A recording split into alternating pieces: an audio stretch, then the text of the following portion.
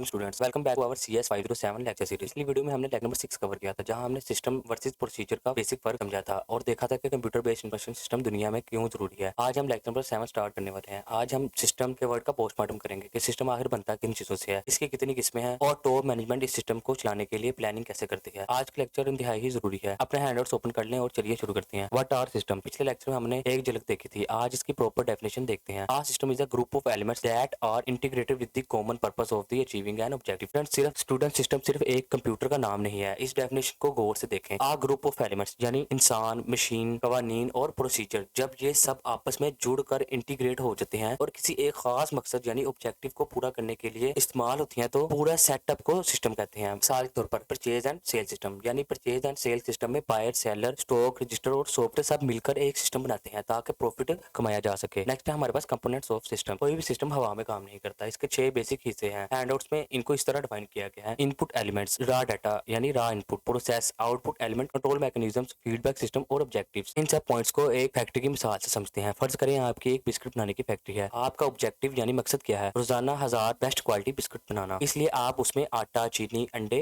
डालते हैं। ये आपका इनपुट यानी आपका रॉ डाटा है। फिर मशीन उसको मिक्स करती है, ये आपका प्रोसेस है। बेक करने के बाद ओवन से जो तैयार बिस्किट निकलते हैं। अब यहाँ गेम शुरू होती है कि आप एक इंस्पेक्टर बिठाते हैं जो चेक करता है कि क्या बिस्किट जल तो नहीं गया। वो असल बिस्किट को सोची हुई क्वालिटी से कंपेयर करता है। ये कंट्रोल मैकेनिज्म है। अगर बिस्किट जला हुआ निकले तो इंस्पेक्टर वापस जाकर ओवन के टेम्परेचर को कम कर देगा, या जो उसने गलती ठीक करवाई, इसे हम फीडबैक सिस्टम कहते हैं। अब आते हैं सिस्टम्स की एग्जाम पर। हैंडआउट्स में इन्हें 4 कैटेगरी में डिवाइड किया गया है। नंबर 1 है ओपन लूप सिस्टम। ये एक आधा सिस्टम यानी ब्लाइंड सिस्टम है। आपने इनपुट दिया, उसने प्रोसेस किया और आउटपुट दे दिया, बात खत्म। इस सिस्टम में कोई कंट्रोल या फीडबैक नहीं होता। अगर आपका आउटपुट गलत भी आ रहा है तो ये सिस्टम खुद इसको ठीक नहीं करेगा। मिसाल के तौर पर हैंडआउट्स में लिखा है कि an information system that automatically generate report on regular basis. फर्ज करें कि एक सॉफ्टवेयर है जो रोजाना रात 12 बजे सेल रिपोर्ट प्रिंट कर देता है। अगर उस दिन कोई सेल नहीं हुई और रिपोर्ट 0 दिखा रहा है, तब भी वो ब्लाइंड प्रिंट निकाल देगा। नेक्स्ट है हमारे पास क्लोज्ड लूप सिस्टम। ये एक समझदार सिस्टम यानी स्मार्ट सिस्टम है। इसमें आउटपुट को चेक किया जाता है और अगर कोई गलती हो तो फीडबैक देकर इनपुट को ठीक कर दिया जाता है। मिसाल के तौर पर आपने तय किया था कि इस महीने मार्केटिंग पर आप 1 लाख खर्चा करेंगे, ये आपका ऑब्जेक्ट। लेकिन अगर आप 20 दिन में ही 90,000 खर्च कर देते हैं तो ये सिस्टम फौरन रेड अलर्ट यानी फीडबैक भेजेगा कि भाई अपना खर्चा कम करो। नेक्स्ट है हमारे पास ओपन सिस्टम। ये वो सिस्टम है जिसके दरवाजे बाहर की दुनिया के लिए खुले हैं, यानी ये अपने एनवायरमेंट माहौल से असर लेता भी है और उस पर असर डालता भी है। मिसाल के तौर पर एक बिजनेस दुनिया से कटकर नहीं चल सकता। सप्लायर, कस्टमर, गवर्नमेंट के लॉज और सोसाइटी एनवायरमेंट आपके बिजनेस पर असर डालती हैं और आपका बिजनेस सोसाइटी पर असर डालता है। नेक्स्ट है हमारे पास क्लोज सिस्टम। ये सिस्टम दुनिया से बिल्कुल कट ऑफ होता है। बाहर चाहे तूफान आ जाए या बारिश आ जाए, इस सिस्टम को कोई फर्क नहीं पड़ता। फर्ज करें पाकिस्तान न्यूक्लियर प्लांट का इंटरनल सिस्टम या फिर किसी लैब का हाईली सेंसिटिव रिसर्च सिस्टम। उसका इंटरनेट या बाहर की दुनिया से कोई कनेक्शन नहीं होता, यानी एनवायरमेंट उस पर असर ना डाल सके। अब है हमारे पास ऑब्जेक्ट ऑफ हैविंग सिस्टम। एक लाइन में बात समझिए, हम सिस्टम क्यों बनाते हैं? ताकि जो थोड़ा सा इनपुट हम दें वो बिना जाया हुए ठीक से प्रोसेस हो जाए और एग्जैक्टली वैसा ही आउटपुट निकले जैसा हम चाहते हैं। इससे वक्त और पैसा दोनों बचते हैं और ये हमारे लिए एफिशिएंट यूटिलाइजेशन ऑफ सोर्सेज है। Level of planning. किसी भी ऑर्गेनाइजेशन में सिस्टम बनाते वक्त प्लानिंग 3 लेवल्स पर होती है। सबसे पहले देखते हैं स्ट्रेटेजिक प्लानिंग को। ये टॉप मैनेजमेंट यानी CEO या बोर्ड ऑफ डायरेक्टर्स का काम है। ये अगले 5 या 10 साल का विजन बनाते हैं कि हमारी कंपनी या फर्म अगले 5 या 10 साल में कितना इंप्रूव करेगी, या वो क्या क्या प्रोडक्ट बनाएगी, या वो कौन से गोल अचीव करेगी। नेक्स्ट है हमारे पास टैक्टिकल फंक्शन, टैक्टिकल या फंक्शनल प्लानिंग। ये प्लानिंग मिडिल मैनेजमेंट यानी डिपार्टमेंट मैनेजर्स करते हैं। जो विजन टॉप से आया है उसे हासिल करने के लिए रिसोर्सेज, बजट लोग जमा करते हैं। नेक्स्ट हमारे पास ऑपरेशनल प्लानिंग। ये प्लानिंग लोअर मैनेजमेंट यानी सुपरवाइजर करते हैं। इनका काम है कि day to day routine task को प्रैक्टिकली ठीक से करवाना। इन तीनों लेवल्स की प्लानिंग कंपनी के हर एक डिपार्टमेंट, फाइनेंस, HR या फिर मार्केटिंग में होती है, जिसे फंक्शनल स्ट्रेटेजिक प्लानिंग कहते हैं। नेक्स्ट है हमारे पास स्ट्रेटेजिक प्लानिंग और इन्फॉर्मेशन रिसोर्सेज। ये कांसेप्ट आज के कोऑपरेटिव वर्ल्ड में गेम चेंजर है। स्टूडेंट, इसका मतलब है कि आपकी बिजनेस स्ट्रेटेजी और IT स्ट्रेटेजी दोनों एक साथ चलने चाहिए। ऐसा ना हो कि बिजनेस चाहता है कि हम सस्ती प्रोडक्ट्स और IT वाले करोड़ों रुपए का नया सॉफ्टवेयर खरीद कर बैठ जाएं। अगर आपकी IT की इन्वेस्टमेंट आपके बिजनेस के मकसद को सपोर्ट नहीं कर रही तो वो सारा पैसा जाया है। मिसाल के तौर पर एक बिजनेस की स्ट्रेटेजी है कि कस्टमर को उनके ऑर्डर बहुत जल्दी फुलफिल यानी डिलीवर किए जाएं। वो एक ऐसी इन्वेंट्री यानी स्टॉक एप्लीकेशन बनाएंगे जिससे वेयर हाउस में पड़े हुए आइटम को ढूंढना आसान हो जाए। ये है बिजनेस और IT का हाथ में हाथ डालकर चलना। Information value chain. जैसे जैसे डाटा आपके सिस्टम में आगे बढ़ता है तो उसकी जो